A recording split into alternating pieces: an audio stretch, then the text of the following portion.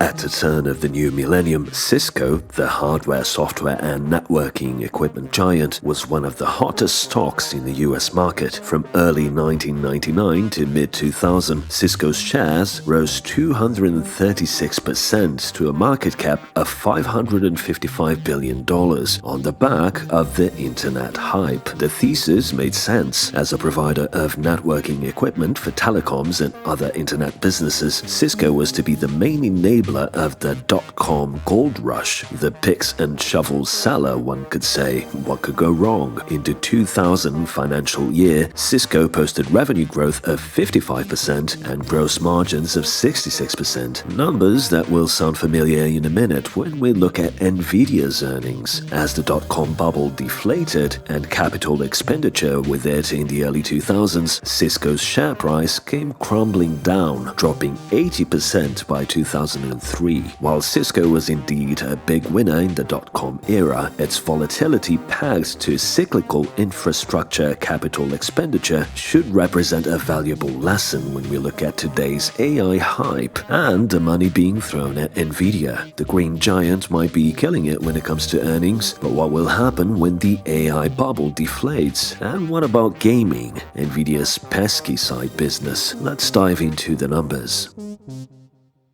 Today's video is sponsored by Urcdkeys.com. If you buy a retail Windows 10 key, you could spend $100 or more, but if you buy an OEM key from Urcdkeys.com, a Windows 10 Pro key will cost you only $15 when you use the coupon code C25. The keys work globally, and you can even get a free upgrade to Windows 11 from Microsoft. After you've made your purchase, you will find your key in your purchased orders in the Urcdkeys website. Click on Get Keys and copy the key. Then in Windows, click on Start and type Activate, and then click Activation Settings. Then click Change Product Key, paste your key you just purchased, and click Next. Your copy of Windows is now activated. If you want Office 2021 Professional, you can use the same C25 discount code and get it for just $65. Urcdkeys is running a mid-year sale with some cool mechanical keyboards, gaming mice, and even gaming chairs. A big thanks to Urcdkeys.com for sponsoring today's video. Check the links in the description to get your cheap OEM Windows keys today.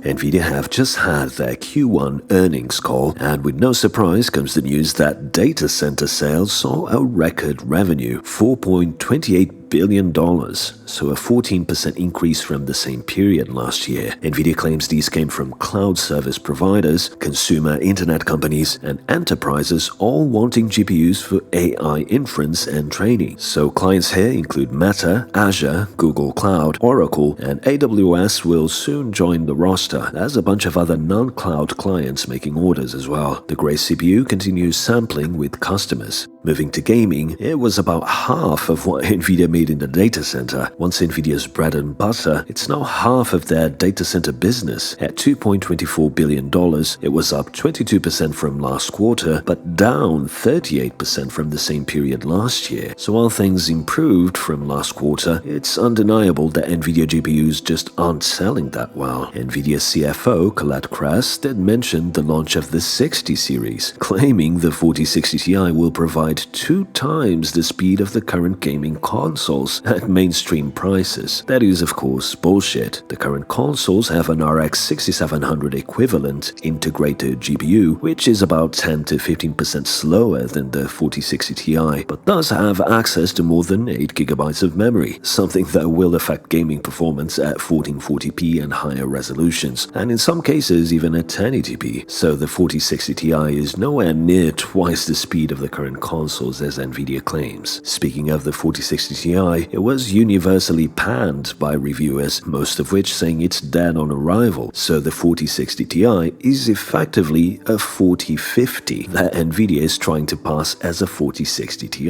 And this time, not even the most die-hard gamers are being fooled. As reported by videocards.com, only a single person bought the 4060 Ti at the popular Akihabara Diaspora store in Japan, and popular German retail retailer Mind Factory slashed prices on the card on launch day from €439 to €419, even though they only had 30 units in stock. It's an absolutely appalling offering from NVidia, but as you'll see, they simply don't care. Only a single reviewer gave the horrible 4060 Ti a positive review, from what I can tell. Can you guess who it was? Put your 2 cents in the comments. Going back to Mind Factory, based on data gathered by Tech Epiphany on Twitter, last week had the lowest sales at this retailer, with only 2,105 units sold compared to almost 4,000 in the third week of the year. Talk about a complete collapse of the gaming GPU market. Maybe if instead of lying to consumers, NVIDIA actually launched GPUs at what they're supposed to cost, inventory would move. Not that AMD is doing much better, having basically relaunched the 6600 XT in the form of the 7600. An absolute joke of a card with a minimal incremental performance over the previous generation, despite being on an improved version of 7nm. Anyway, back to NVIDIA, the rest of the revenue is distributed between auto, visualization, and OEM. What came as a bit of a surprise was NVIDIA's guidance for next quarter at $11 billion total revenue. Total revenue is expected to be $11 billion plus or minus 2%. We expect this sequential growth to largely be driven by data center, reflecting a steep increase in demand related to generative AI and large language models. This demand has extended our data center visibility out a few quarters, and we have procured substantially higher supply for the second half of the year. So the reports of NVIDIA tapping out TSMC's capacity for 4nm and 7nm seem to be true, as NVIDIA expects to sell a ton of H100 and A100 GPUs, guiding $11 billion for next quarter from the $7 billion they made this quarter represents a quarter-over-quarter growth of 52 to 57% if we round things up, which is insane. That will match Intel's projected revenue for next quarter, a company that has fabs, CPUs, and many other ventures. And judging by the CFO's comments in the Q&A, NVIDIA is expecting this growth to continue throughout the year. NVIDIA is also projecting margins of 70% for next quarter, which is the first in its history if I'm not mistaken. These are very similar numbers to what we saw with Cisco at the turn of the millennium, and as I mentioned in the intro, those numbers turned out not to be sustainable. As a result of NVIDIA's projections, NVIDIA's shares have soared and the company's new market cap is now at $940 billion, just shy of $1 trillion at the time of making this video. Is this guidance realistic, considering how volatile NVIDIA has been? I think it is. In fact, I think it might even be conservative given the AI hype fever. Does that mean this growth is sustainable? Like I've been saying for a while, I don't believe so. The AI hype is real, but the rush to buy training and inference capacity will end at some point. Not this year, but perhaps next year or the following, we will see another collapse of NVIDIA's share down to the 100s. I could be wrong, and this is by no means to be construed as financial advice, but this is not the sort of investment that data centers can make every quarter or even every year. It's the Cisco rally all over again. NVIDIA sees this as a long play, a 10-year transition from CPU to GPU, but 10 years is a long time, and one can't ignore what the other players are doing in this space, with a push for a more hybrid approach from Intel and AMD in particular. And the power of the AI hype is what's sustaining the demand for GPUs. We're yet to see huge profits materialize from all these AI companies. I'm not saying there won't be big winners, I'm just saying that, like with the dot-com boom of the late 90s, not all pats.com will turn into Amazons, if you know what I mean. The race to equip data centers with AI hardware is simply not sustainable in the long run.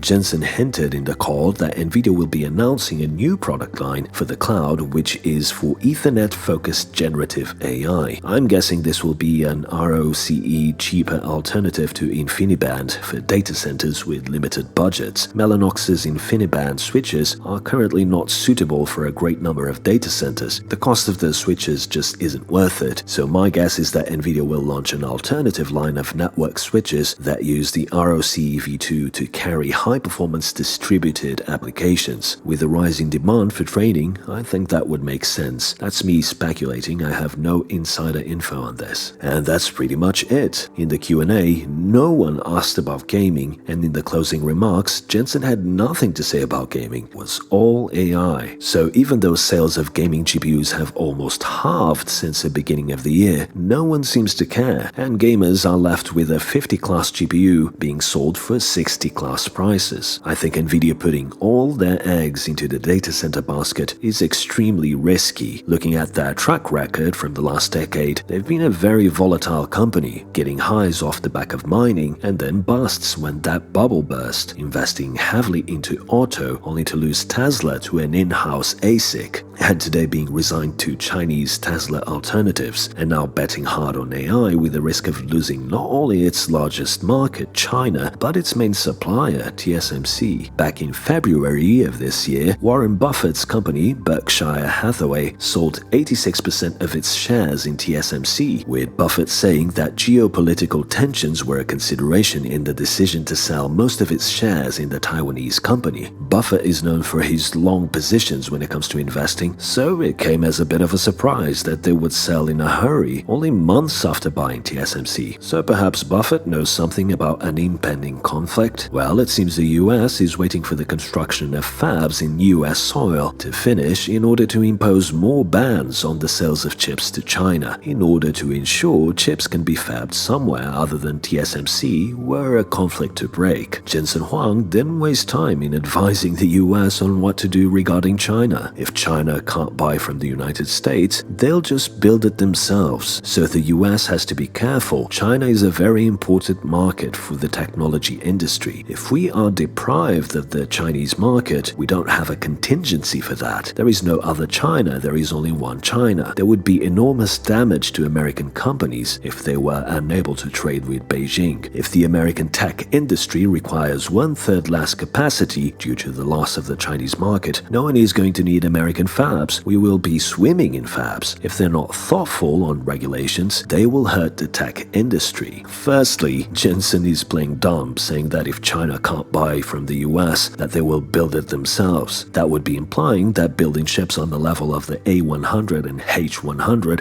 is easy, which contradicts what Jensen has said in the past about competitors taking over NVIDIA's business, and his whole spiel on the full stack of hardware plus software being something that is very difficult to replicate. So is it easy or is it hard, Jensen? Make up your mind. Secondly, it might seem legitimate of Jensen Huang to be concerned with not being able to sell H100 and A100s directly to China. After all, the Chinese territories represent 1/3 of NVIDIA's business. But it's been reported that iFlyTek, one of the companies banned from buying said GPUs, have been renting access to A100s via cloud providers. The same cloud providers that have been putting these massive orders in for NVIDIA. SenseTime, a facial recognition developer that was also sanctioned, has been reported to be purchasing banned GPUs using intermediaries. So the US is clearly failing at enforcing its trade restrictions with China, which means they might be considering further bans,